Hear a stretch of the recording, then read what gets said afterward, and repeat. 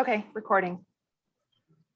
Okay, so we just wanted to have this Zoom meeting so that we could just have a refresher on some different topics. And I think the first topic for today is all about food, which is the life of the nursery, right? And this is Jessica and Claudia, and we just wanted to tell everybody how grateful we are for you guys being a part of the nursery, being a shift lead. We definitely couldn't do any of this without you, and we're just really happy to have you guys. So yeah, I think that's about it. So I think Renee is going to be the one running the presentation. I was trying to say PowerPoint. So go ahead, Renee.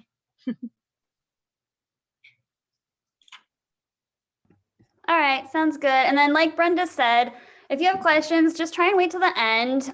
You can also post it in the chat, and then Brenda and Holly will kind of keep up with the chat, just so that we can like get through it and have it be under an hour. So that's the goal. So everyone can hear me, right? I think so. Okay, let me come. Yep. All right, so we're gonna start talking all about food. So we'll talk about making the regular food, how to make formula, how to make gruel, the supplements we use, how to syringe feed, bottle feed, how much to feed, how full the plate should be, and what to do when they're not eating the options you're giving. So we'll go over all of this and probably a little extra. So the basics are just the regular mix. So the regular food that we feed everyone. And it's going to be 1 large can of Nulo for every 7 cats. So you can kind of like, if it's an odd number, you can kind of make a little less and always add more if you need to. So you'll mix it all into a large bowl. You'll add water to do the milkshake or oatmeal consistency. And we do put leftovers in the refrigerator. So usually shift leads should post on their updates if they put leftovers in the refrigerator. But sometimes we forget, so it's always a good idea to check. So that's the one everyone gets. It's important to know how to make formula, since sometimes we do need to supplementally feed. So that would be in a shaker bottle, you'll put 1 part formula to 2 parts water. And I have videos of all these, so I'm just kind of zooming through it right now because you're gonna have to watch me talk about it again. So for example, it'd be 2 tablespoons of powdered formula and 4 tablespoons water. You'd shake it up, usually in the bottle blender is your best bet. And 1 tablespoon of powder is about 30 milliliters mixed. Gruel is used, as most of you guys know, in shallow dishes for kind of like weaning babies, for nursing moms. Also, when you need a syringe feed, you'll need to know how to make it too. So you'll make the formula, you'll add some wet food to it, and then you'll shake it. So it's smooth consistency. All right. So now we get to watch me talk on a video. And I made for everybody. Okay, so today we're going to talk about how to make food, which is the most important thing you need to do when you come here. So first you can get your supplies. It's 1 can of food for 7 kittens, so the big cans. We have 43 cats today, so I got 6 cans out. You need a big bowl. You need big or little spoon, doesn't matter. And I also like the spatula to actually mix it up. Then you also have your plates. You can also use bowls depending on the size of the kitten, supplements, and water. So first thing is you just need to put all of the cans of food into the bowl.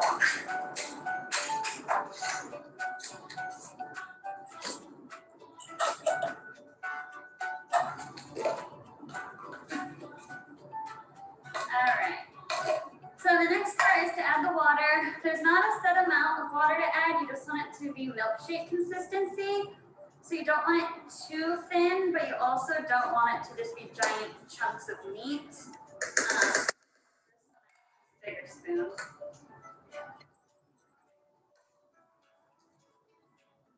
It's better to start out with too little water and then add more as you need it. Instead of ruining the whole bath with too much water, and then you have to add more food, and then you have a ton of food left.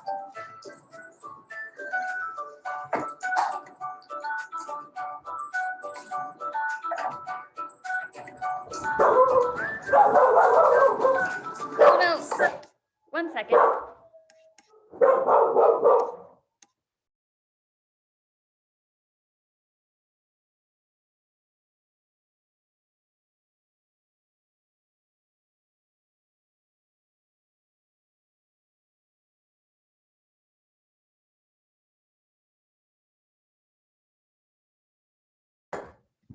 Okay, sorry, my plumber just showed up. Okay. Every single morning, I'm not gonna do it now because it's not morning, you'll add supplements. So this is kind of what I like it to be like. You could add a little bit more water, but as you see, it's sliding out. But you don't want it to be like soup. All right, so in the morning, this is all written right here on the feeding instructions, even like how much to use. But in the morning, you do this immune supplement. It's 3 scoops in here. It doesn't matter how much food you have. It's just gonna be the same for no matter how much. Same with this, and it's in the refrigerator. So you'll find this section in the refrigerator. It's 3 pumps no matter how much food you made. This is every single morning, but only in the morning. And then the Benevac we are still using, it's a probiotic, and you will put in, let's see, 1 tablespoon. Right now we only have this little one, which is like 1/8 of a teaspoon, so it's a lot of scoops of these. I'll try and find a bigger one, but that's every Monday, Wednesday, Friday night shift. So you would add those there. I'm not gonna do it now because our night shift today does not need it, but that would go in there. You would mix it up.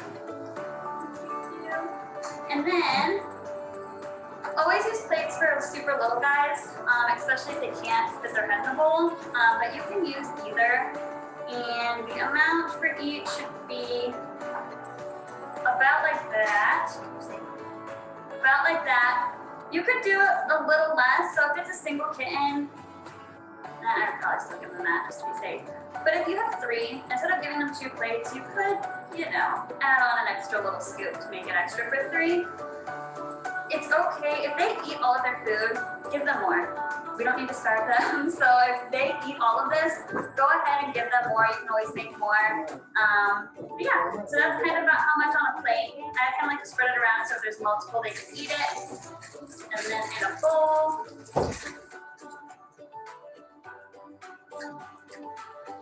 It'll be kind of like that. So yeah, so I used this medium-sized spoon. You could also probably use a spatula, it's pretty comparable. But if you do the little spoon, it's not gonna be enough. So you'll need multiple scoops with the little spoon. That's it.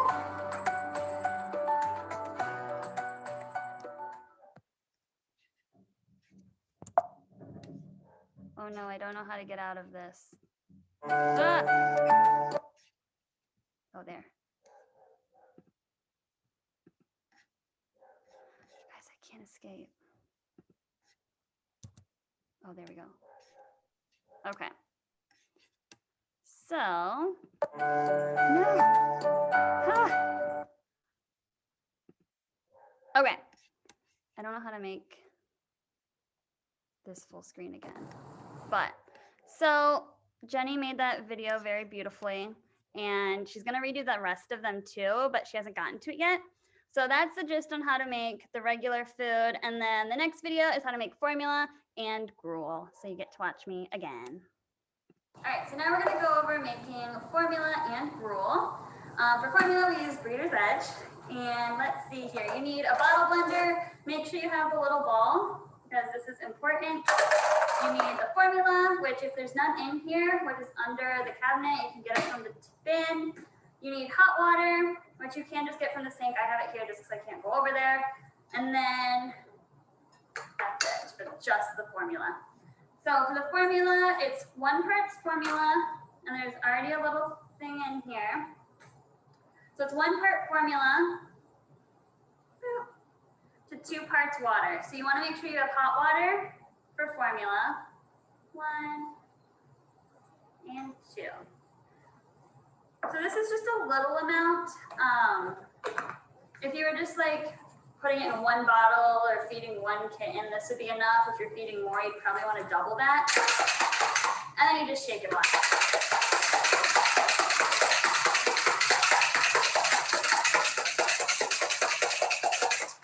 And you just want to check and make sure it doesn't look clumpy. And Okay, good. So this is just a tiny amount, but it's fine if you're just using it for like one little kitten. Double it if you're using more. So that's just for plain formula. You put that in a bottle or a syringe. You can also put it in a bowl if you're trying to figure out if someone wants to eat. In that case, probably make double that. But we'll make gruel now, which is the thing we use actually the most. So you'll use the formula that you just made. I'll use it for a kitten, so I'm gonna actually double it right now. So one more scoop.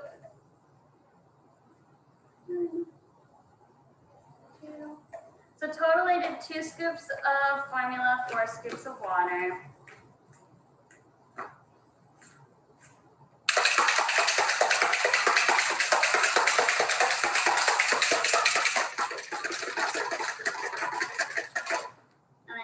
Check, make sure you got all the major clumps out. Sometimes you have to shake it for a really long time, but this looks fine.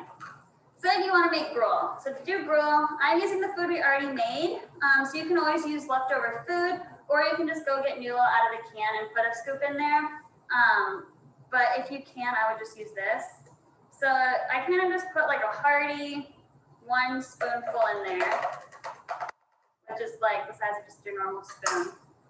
And then shake it. So this is kind of like a work in process. There's no like set amount, because of course it depends on how much formula you put in there.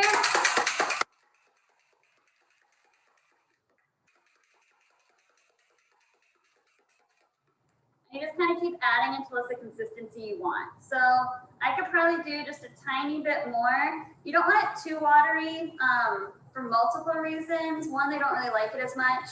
2, they also can like shove their face in it and then breathe it in, and then they've aspirated that. So if it's a little thicker, that's better. I'm probably gonna double it and do just another part like this.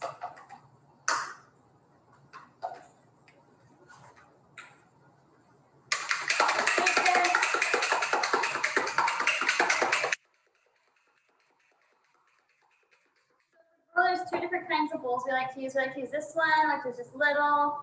And then there's also this other shallow one that's bigger. So like for more kittens, you'd want to use that one. Check. So my gruel's a little thick, but it will do. I can add a dash more water just in case.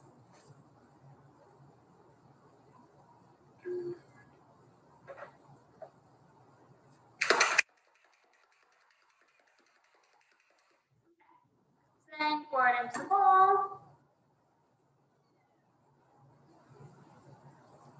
And here we go.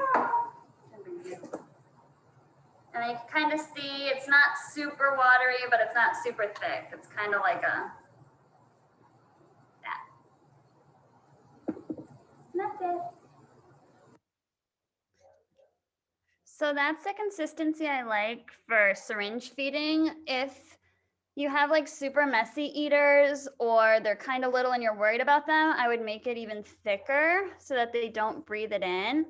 But generally, like especially if you have to syringe feed, that's the consistency I like, because it's thin enough that you can still get it up in the syringe without clogging it, but it's thick enough that it's not just formula. Okay, let me figure out how to get out of here now. Okay. Okay. So kind of going over what the videos just said. For supplements, we do have one that's daily every morning. There's an Amino 5 powder, which is 3 scoops. And then there's the Omega Benefits, 3 pumps of liquid, and it's from the fridge. And it's 3 and 3, no matter how much food you make. Every morning, there are refills in the medicine cabinet if we run out.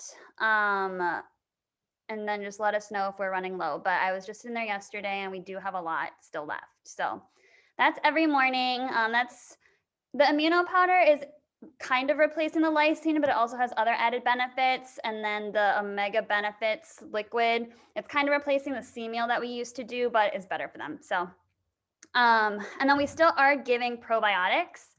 Probiotics are every Monday, Wednesday, and Friday night, and it's 1 tablespoon of Benebec. There's other things you can sometimes add. It depends. Lots of times, so for NutriCal, lots of times I'll actually put it in as a treatment, so that I personally, you can mix it into food you're syringe feeding. You can mix it into their food, but a lot of times if they need NutriCal, it's because they're severely underweight or they just needed an added boost, or just kind of sick and need some extra help. So I usually just syringe it directly into their mouth when I need to, just so I make sure that they're actually getting all of it. And they usually like it, actually. All the siblings usually lick it off of their face. So that's what NutriCal is usually used for, kind of when they need that extra boost, a little more calories. Digestion, we have a few things. Recently, we've been using ProViable a lot. ProViable is also a probiotic like Benebac, but I like it better for like bigger issues. So not just like your standard maintenance, but when you're actually dealing with a lot of crazy diarrhea. I really like ProViable, and it's usually about 1 capsule once a day on their food, but that would also be in Shelter Love if you're supposed to give them that. Same with Miralax and Metamucil. That would always be in Shelter Love if you need to give them that. Miralax is used as a laxative, so if they're dealing with constipation, and then Metamucil is added fiber to help with constipation. Other things we sometimes use are the Elite Hydration Drops. We used to use them a lot more, but it's like Pedialyte, so added electrolytes, but it's in a concentrated form, so you really only need a few drops, and it gets the job done instead of a bunch of Pedialyte. And then Pet-Tinic is usually used when they're anemic and need extra vitamins, things like that. So you'll run into all of these. The daily supplements, so the morning supplements and the Monday, Wednesday, Friday Benebac is always. All the other stuff will be in Shelter Love if you need to do them. So yeah. All right, so syringe and bottle feeding. So bottle feeding, we don't run into too often at the nursery since we don't have bottle babies on site, but occasionally, with the moms, we always need to supplement. Bottle feeding, you'll want to keep make sure the kitten's warm before you feed them anything. They'll need to be upright, so you never want to put them on their back. When you're bottle feeding, you don't ever really want to squeeze the bottle. And that's because it can kind of shoot to the back of their throat and then they can breathe it in and aspirate. You'll know a kitten's aspirated, well, you will know a kitten's aspirated if they start sneezing and milk is coming out of their nose. If that ever happens, you'll want to hold them in your hand, kind of with their head facing down, and just pat them on their back to kind of help them sneeze it all out. But as long as you're not like shooting the bottle down their throat, they should be fine. It's kind of hard to get kittens to latch to a bottle too if they've had a mom. I'm sure a lot of you guys have experienced that. So if they're not latching to the bottle, it's not that big of a deal. It's kind of more so I end up always kind of having to syringe feed ones that have been with their mom, just because the bottle nipple is never as good as the real thing. So syringe feeding, we have to syringe feed a lot at the nursery. Even in foster homes, we have to syringe feed a lot. I've had to syringe feed my adult cats a few times too. So for the syringe feeding, you'll always want to use gruel generally, if they have teeth. And that's because it's thicker, so it's less likely they're gonna breathe it in and easier to swallow. Kind of the same position as a bottle. You never want them to be on their back. And I always like to just do a very small amount in their mouth and the side of their mouth, never like shooting it directly straight to the back of their throat, like face head on. So kind of just like little bits in the side of their mouth. Some are really good at it and will just start like chomping on the syringe and like going to town. Others fight you a little bit more and you have to really hold them in place. Sometimes in like extreme situations, I've even like scruffed them just to kind of keep them there where I need them. In that case, you always want to make sure you're doing smaller amounts so that they don't breathe it in. And I think that might be it about syringe feeding.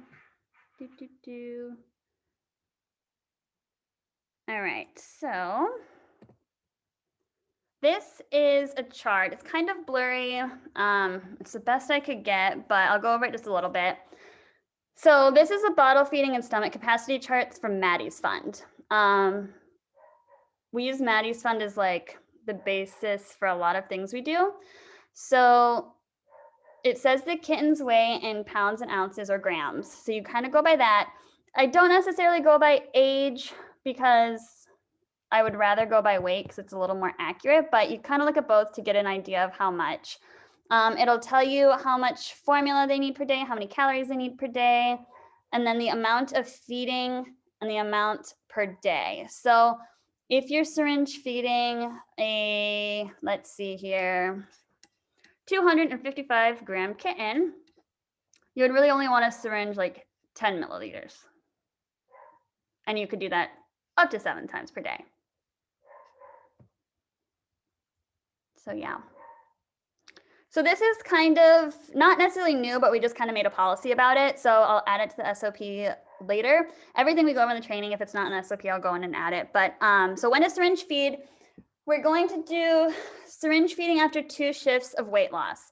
And weight loss isn't just like 2 grams, but like if you notice there's an actual trend of 2 shifts with losing weight, even if you see them eating, then that's when we'll start syringe feeding, just to give them that added boost. Obviously, we syringe feed if they're not eating at all. We don't need to wait a full 24 hours of no eating before we start. But that's why it's important to monitor and make sure you know who's eating, especially if it's in a bigger litter, to see, you know, maybe there's that one kitten, like all the food's gone, but there was that one kitten who didn't eat anything. So it's always super important to look and see exactly who's eating. And then that's also why weighing's so important, is to know who's actually gaining and losing.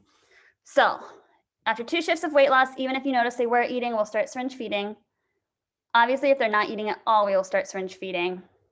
And then we'll also start syringe feeding if they have a body condition score of 3 and are not eating much. So this is here. It's also in the above the intake table. We have this chart, and it's not small like it is here. But so basically, if they're a little too skinny, we need to add some more calories, get them fattened up, get them chunky. Then we'll start syringe feeding just to supplement, make sure they're getting enough to kind of get them back to this healthy weight that we want them to be.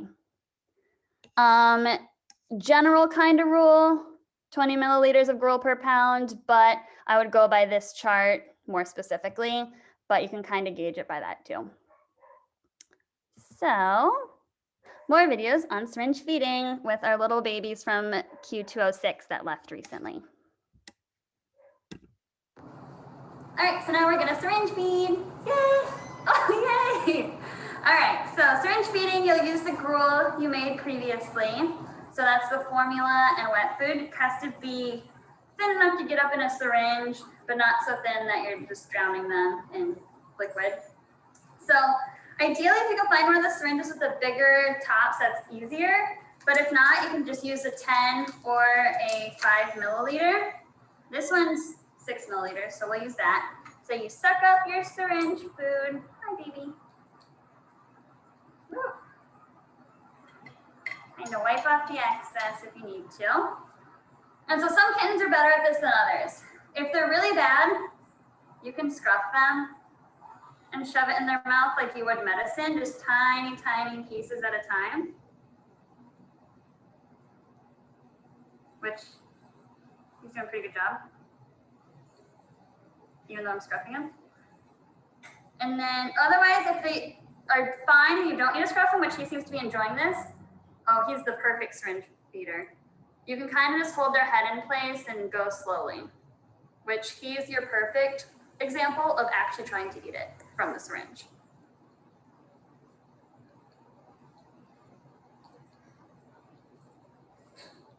But if they're not just going for it, you do need to scruff them or really hold their head in place and shove it in the side of their mouth. You always want to do the side of their mouth. You don't want to go straight forward and shoot it down their throat because they're likely to choke on it.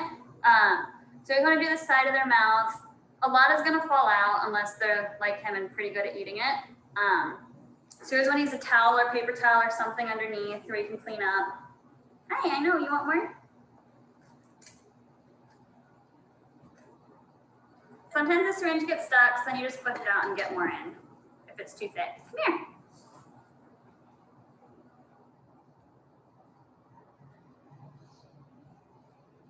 And you just want to make sure you go slow. Give him a chance to actually swallow it. And I notice like if his mouth is getting too full, I take a break. So yeah, this one's an easy one. Lots of them aren't that easy. And at that point, I just scruff and do tiny little drops like it's medicine.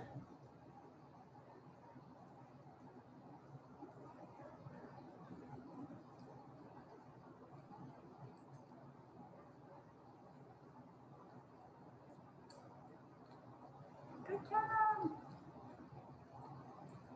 And then when they're done, which I don't think he's done, so I'll probably get another one after this video. But when they're done, you want to make sure you wipe off their mouth, get all the gross stuff off so it doesn't get caked on their face.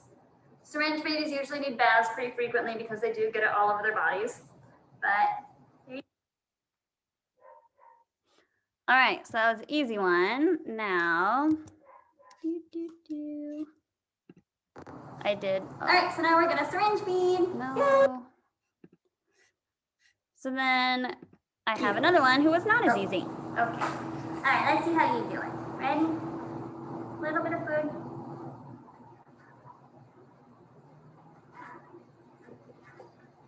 Okay, you're not as good, but so you kind of have to hold their head in place and do very small amounts. Lots of times they'll like hold their jaw closed really tight and just kind of like wiggle through their teeth. And this is why it's messy. Come here.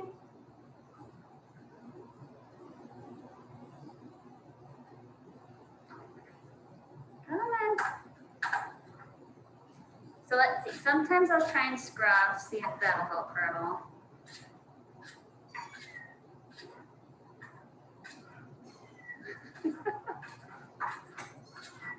Yeah.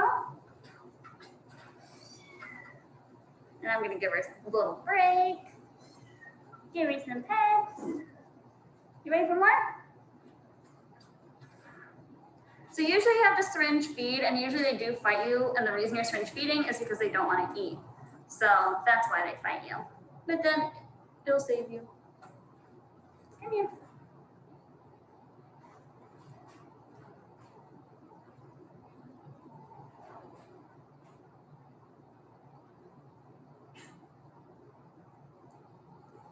Okay. So as you can see, she didn't eat all of that, so that's kind of why you need to syringe feed more than you think is necessary. Because as you can see, she spit out a ton of that. Good job. Okay, so that's syringe feeding. The reason I take it away and then do a smaller amount, like just I keep taking the syringe away, is because I don't want to like flood her mouth with food and then have her like choke and breathe it in. So you can keep the syringe kind of in her mouth, but just be super careful that you're not accidentally putting too much in her mouth at one time. So that is syringe feeding examples. And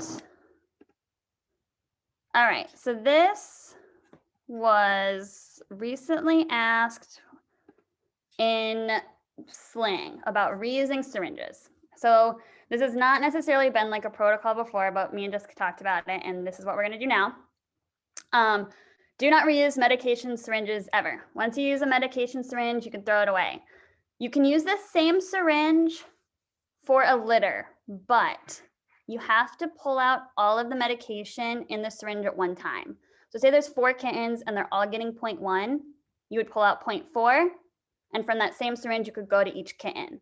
But you don't want to use that same syringe and go back into your medicine bottle because now you've contaminated the medicine bottle. So for syringes, don't reuse medication syringes. Food syringes, we can reuse, but it's not going to be like how it was before where we just had the syringes in the little thing and dish. Because if you ever syringe feed at home, you do reuse the same food syringes, but it's always the same litter, and you do have to throw them away after a day or two because they start getting sticky, and then when you're syringe feeding, you end up shooting a bunch in their mouth and it's flying everywhere, and you could potentially aspirate a kitten that way. So for food syringes, we can reuse them for 2 or 3 days for the same kennel only. So for example, we were syringe feeding Alaric. We could have taken a syringe feed him. When we're done, you can clean it with soap and water, and then hang that same syringe on a Ziploc baggie or a baggie on his door, like on his kennel, and make sure you date that baggie. Because if you don't date the baggie, we don't know how long it's been sitting there. and so we're just going to throw it away. So if we want to reuse feeding syringes, we can do that, but they're only good for about 2 or 3 days, and they do have to stick to the same litter in the same kennel. So yeah, does anyone have, I will open up to questions right now about the syringe thing, because this was a thing on Sling. Does anyone have any questions about that?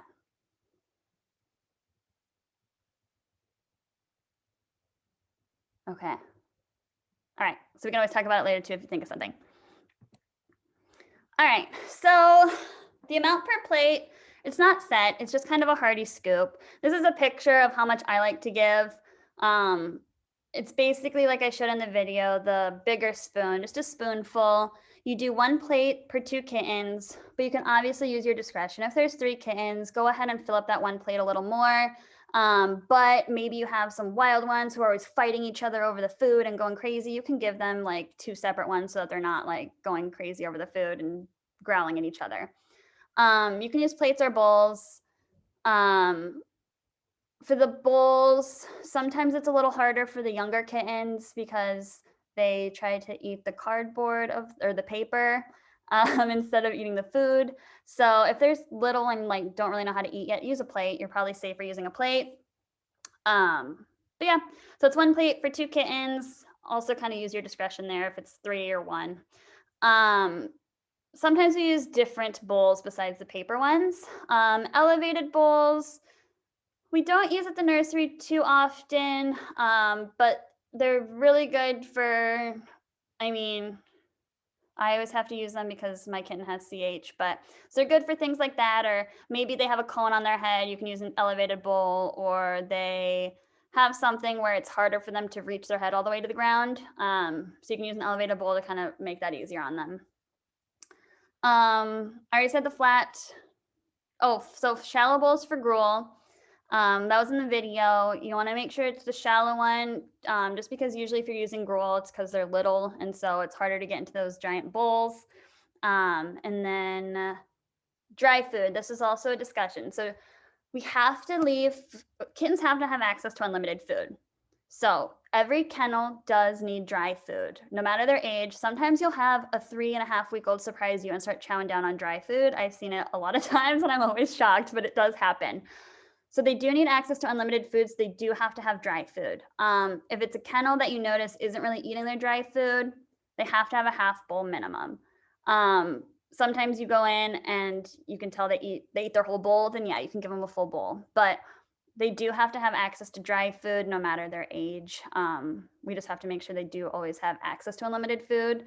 We don't want to, starve anyone. So that is everything. Flat bowls for transitional, that's just what I was talking about earlier, where we do need a plate is easier than the bowl because then they want to chew on the bowl. All right. So sometimes we get cats that don't want to eat our Nulo. And Nulo is actually really healthy for them. I always say it's like a salad, and if they're used to eating Fancy Feast, which is McDonald's, sometimes it's hard to get them to make the switch. So occasionally we'll have some cats that don't want to eat the Nulo. In that case, we do buffets. We don't want to do a million buffets. So the idea is somebody notices they're not eating the Nulo. It's been reported that they're not eating the Nulo. So you want to give them a variety of options and see what they do eat. I also have a video on this, so I'll go over more in detail also. But sometimes they're just picky. Other times it usually comes down to being picky. But this is a list of like best quality to worst quality. And they're all kind of different. So we've had the toppers for freeze-dried raw. So that's like the Stella and Chewy's that we have. We've also had like Primal and a few other brands. If you guys remember our little Pan Luke babies, that was all they wanted to eat with the Stella and Chewy's, all mashed up with water. We have Tiki Cat. Tiki Cat's a really good brand. Aruba's a really good brand. You can usually get picky cats with those also. And then we also have like a variety such as Blue Buffalo, Merrick, we always get donations. So there's always something in there. And then the lowest quality ones, but usually you can get the really picky eaters with are like Sheba and Fancy Feast. So not ideal food, but obviously eating is better than not eating. So we can use those if they're truly not eating anything else. Other things to think about if you have a picky cat, sometimes you need to warm up their food. It makes it smellier sometimes, especially little ones, they like it more sometimes if it's warm. You could think about some like pate, whereas others want shreds or chunks or gravy or basically different textures. So think about texture when you're giving a buffet to kind of get a variety in there. And then the taste, obviously, which could be, you know, from good quality to bad quality, but also different proteins. So maybe they don't like chicken and they want tuna, or maybe they want beef or something, anything. So you always kind of want to get a variety and see what they're drawn to. And then we can kind of have a better idea of where to go from there. Sometimes we have social eaters. Nebula at the nursery right now is a social eater. She likes to be pet when she eats. Alaric was kind of the same way. They're not really going to go and eat unless you're there with them, kind of encouraging them.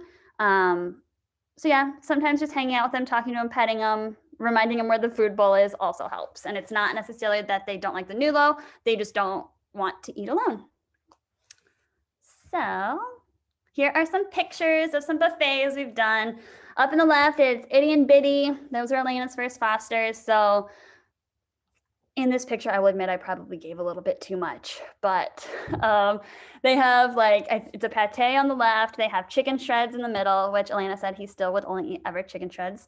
Then there's gruel and then just formula. And just formula is more so like I wouldn't have only fed him just formula, but if like that's what he wants to eat to supplement his body growth, then that's fine. So I kind of gave him a variety to see what he wanted to eat. There's also one in the top right with different flavors. And so it's about putting them all kind of in front of them and then just seeing which one they choose. The thing is though, don't give them like an entire can. You just give like tiny little samples so that we don't waste a ton of food. So you just want to do tiny little samples to see which one they pick. And we can always, you know, reuse it, the other food for a different buffet or different cats or whatever it may be. And then of course, the one they choose, we'll give them the rest of that. So I did a video. Okay, so now we'll talk about special foods because some of our cats don't like our regular Nulo. So what I like to do is I like to do a buffet to figure out what they want to eat.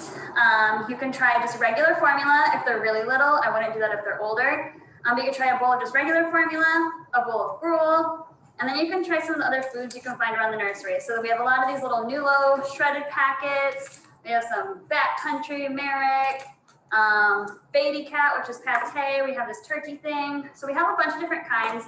You can find them underneath this cabinet and in the med cabinet. So you kind of put them all, just tiny little portions out on a bowl and see which ones the kittens want to eat. Once you find out which one they like, make sure to get out one of these little cards that says, please feed me, and write down what they like on here. And hang this on their kennels so that we're not, one, wasting more Nulo food that we know they're not going to eat. Maybe the next lead doesn't remember what they like, so then they end up doing a buffet again and we waste even more food. So if you find out what they like, be sure to put it on this card and hang it on their kennel, and then also put it on here on the special feeding instructions, just in case this gets lost for some reason. And these always should be updated. So say they liked this Nulo one day and then the next lead notices they're not eating it again, then we'll need to update it and figure out what they do want to eat. So okay, so I also mentioned the food in the medicine cabinet. I actually just moved all the food around and only prescription foods are in the medicine cabinet, and we should only use prescription foods when a vet tells us to. So that's stuff like ID, which is intestinal. We have kidney food in there. We have critical nutrition in there, but those are not to be touched. They're not to be sampled out on the buffet unless a vet tells us to. So that is about buffets. And then I think, I'm trying to think if I missed anything, but I think that's it from my notes that I have. So yeah, let's see, any questions?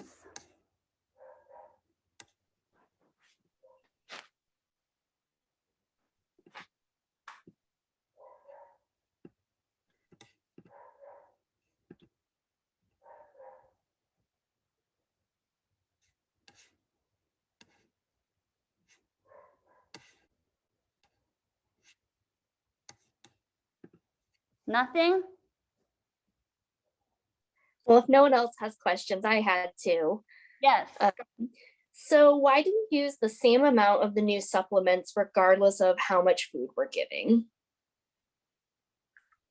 Like, it seems weird to do 3 scoops and 3 pumps of the new supplements, whether we have 5 cats on site or 20 cats. So the reason for that is because what we're adding into the food is the higher end of the amount that we can give. There's a pretty wide range of what we can safely give. So we're just using the high end for all of the kittens. So yeah. But why would we not do less if we have like 5 cats versus? Okay, so for like the powder, the Immuno 5, Yeah. for 1 cat, that's 1 adult cat, it's 1 scoop per day. So Okay. since we're just making a big bowl of food and most of our cats are very small, it's going to be really difficult for us to gauge exactly, how much they're getting. So I just said, hey, let's just do 3 scoops. Yeah. Unless each kitten is getting their own little bowl with like an eighth of a tablespoon, then that would be a way to give each kitten a specific amount. But because we always have multiple kittens and we're using the high end of what we can give, then 3 pumps or 3 scoops of everything should be enough for everyone. And then the pump, those are, gosh, I just remembered, what are they? The omegas. They're just omegas, which is really good for brain development, especially in kittens. So 3 scoops is enough because we don't want to give them diarrhea. It can cause diarrhea if you give them too much of it. That all makes sense. Yeah, there's also some little handouts that I can take a photo of and send to everybody so that you guys can read on each individual supplement and why we have decided to add that in. Yeah, those are prescription grade supplements. So you can't buy those over the counter. You have to get a prescription, which Dr. Tran and I did a training on them. So there's actually the handouts are there at the nursery. I can leave some out if you guys are interested in looking at them. Yeah, I would be interested. I'm just curious. Okay, yeah, I can leave them out. They're pretty good supplements. They have a bunch of really good stuff. And then my other question was, what do you guys, Jessica, Claudia, Renee, think about using like our tap water versus filtered water? Like, I was watching a few presentations from the National Kitten Coalition and they like really stressed filtered water, but I've always been curious about if we want to do that here, if it's worth it, etc. Yes, if we had an endless bank account, those kind of things. I mean, just to be blunt, I did get filtered water for us to drink, but right now, we don't think that that's something that we can do. It's not yet.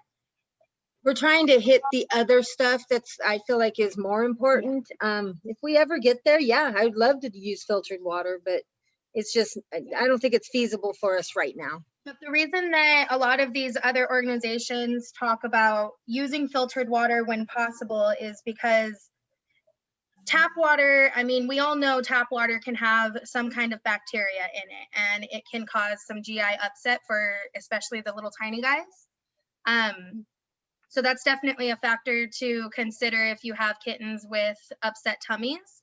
But for the most part, it's not life-threatening for them. I mean, we always want them to have filtered water if possible. But at the nursery, I just don't think that we're in a position to be able to do that just yet. And that's why we do like probiotics and, all the other good supplements too, and good food. That would be something to think about in the future though. But good question, yeah. I'll also say I drink tap water and I am fine. So Me too. I drink tap water. I'm fine. But and I also give it to my bottle babies. Like when I make my personal bottle babies bottles at home, I use tap water, and I mean I've never had anything bad happen. So I don't know. People are really against tap water, and I don't know. It's We those do have rare fairly good. cases. It's those rare cases that really freak people out, that the tap water is just full of bacteria and it's going to get all the kittens sick. But that's really not the case. It also grew up drinking tap water. Yeah. It also depends on where you live, because some places have better tap than others. Yeah. That's true, definitely. Like I think Long Beach's is actually over-treated or something. Yeah. I, as the public information officer for the Long Beach Water Department, I can definitely vouch for the tap water in that it is safe and high quality. And I swear that's not just a message they pay me to say.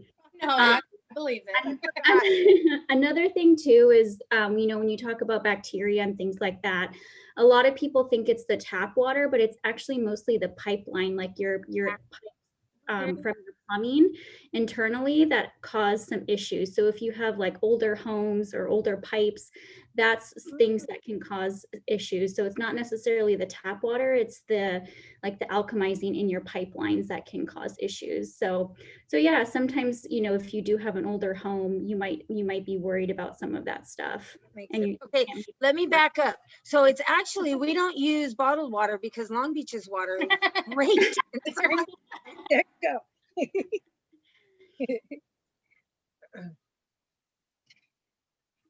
All right. Any other questions?